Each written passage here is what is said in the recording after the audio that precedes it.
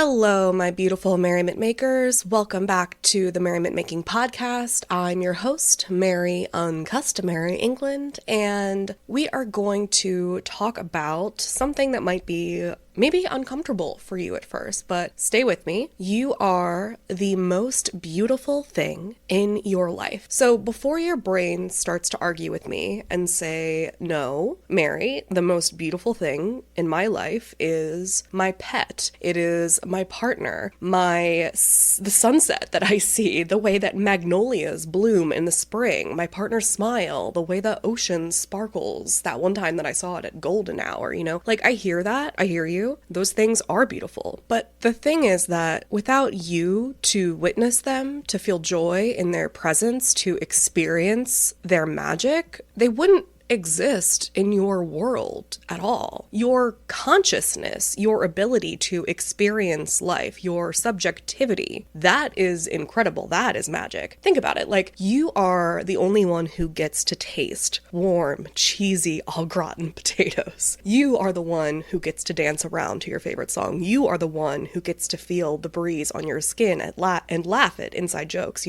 Without you, none of that would matter to you. So before we get into giving all the credit to the sunsets and the twinkle lights, I want you to take a second to appreciate the fact that you are the one who gets to live this life. And that's pretty damn beautiful.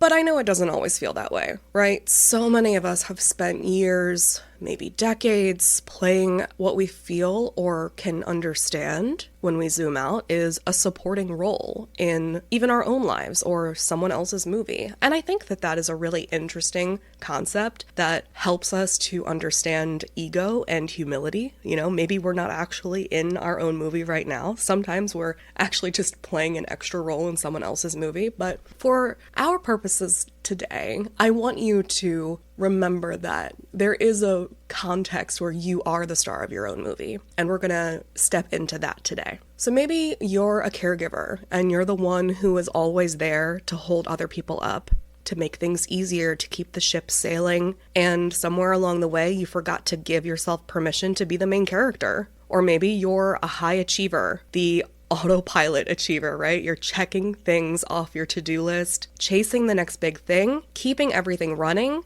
but at the expense of feeling your own story. Or maybe you've always felt like an outsider, misunderstood, like your weirdness, your quirks, your creative spark weren't meant to be on the center stage. There's something you feel, even though you maybe take pride in it, that is something that's fundamentally wrong with you, or it's not meant to be on the center stage. Like for me, having Tourette's was something that I just thought there was no way that I should ever be on stage, on film. And if we're really, really honest, maybe the thought of being the star of your own movie is just scary. Because when you step into that spotlight, people see you. And what if they don't like what they see? Today with the internet, it's like, oh my gosh, people that are doing even just incredible work, the best things that we see have horrible comments on it. People are on YouTube looking at classical music by Beethoven and leaving hateful comments. It's like, the guy's not even here to see that. It's just like, crap. And if we're using this metaphor of being the star of your own movie, it's like, what if they walk out of the theater? What if they pause your movie and never come back? Or what if they love being the star, like you are the star, and then you just don't know what to do once you're the star? It's like you're in the sophomore slump, or you don't want to have all this responsibility, and the fear of success is like straight up terrifying. So let's take a deep breath. Inhale, hold it, exhale, and let's consider a new way to think about this. If your life is a movie, what genre is it in right now? Is it an inspiring, feel-good story? A creative, artsy indie film? An action-packed adventure? Are you stuck in a war documentary? Is it a horror show? Are you just trying to survive? The thing is that you do get to choose. And you get to change the genre too. It doesn't have to make sense. It's your life. It's not actually a movie. And you are the writer and the director and the set designer and the star. And if the current storyline isn't working for you, let's shake it up. So what kind of movie do you want your audience to see? And more importantly, what needs to happen in your next act? If your life had a classic movie montage right now, what would need to be in it? What needs to get done at the end of the montage? You know, the whole point of the montage is that they're working towards something. So what's your next montage working towards? If you're having some sort of self-discovery journey, a hero's journey, what would you learn to put yourself first? Would it be a chapter where you stop hiding and start showing up in ways that make you feel alive?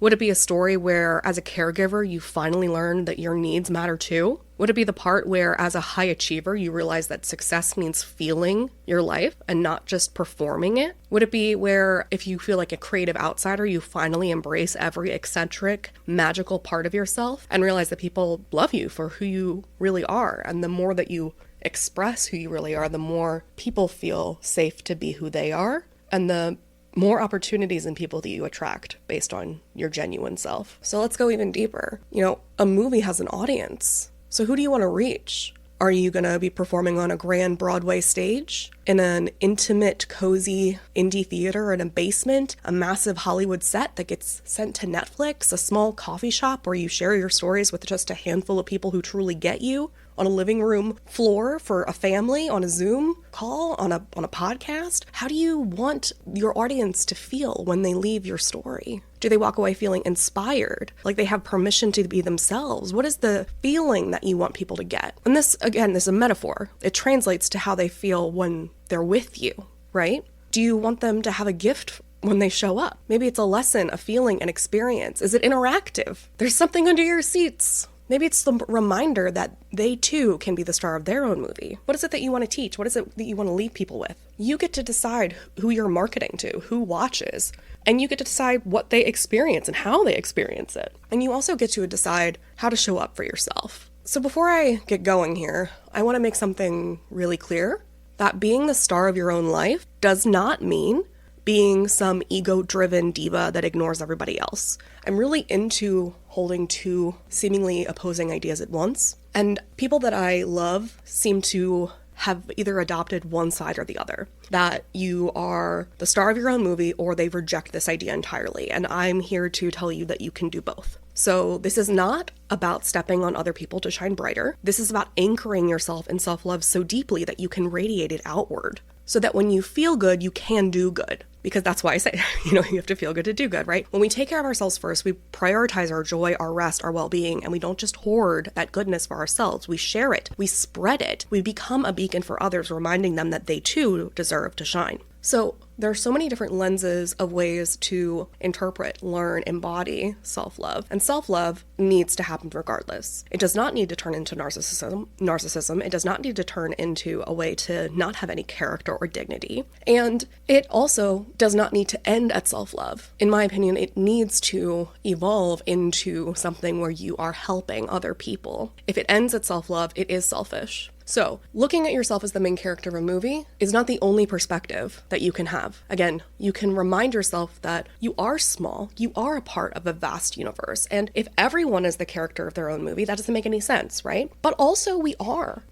We're all experiencing this really interesting thing called subjectivity of consciousness, right? So the fact that you can feel something, like no one can tell you whether or not you're in pain, that's very interesting, right? And in that way, we are the characters of our own movie. We are the stars. And sometimes tonight is not about you, Sometimes you are like the weird character in the background of somebody else's night, having a salad in the background. You're the extra. Sometimes you are. But in order for you to experience what you want to get out of life, you need to focus on thinking about yourself as a main character. But that does not mean that you get to treat other people like crap. That does not mean that you need to be narcissistic. That does not mean that you need to emphasize the ego and not have any dignity, character, respect, or integrity. There is a way for you to understand that there are two ideas and you can hold them simultaneously. And that is a sign of deep intelligence, empathy, understanding, and evolution. So make a promise to yourself right now to commit to making your joy a priority, not in a way that shuts other people out, but a way that allows you to show up fully. And if you want to take it deeper, if you feel that little spark inside of yourself whispering, yeah, I want that, I have something for you. I have a free workshop called How to Be Your Own Valentine, where we dive deeper into self-love practices, heart chakra opening rituals, and real ways to anchor yourself in joy. It's happening now, and I would love for you to join me. Sign up for free at uncustomary.org/Valentine Workshop. One word, no dashes. uncustomary.org/Valentine Workshop, because you are the most beautiful thing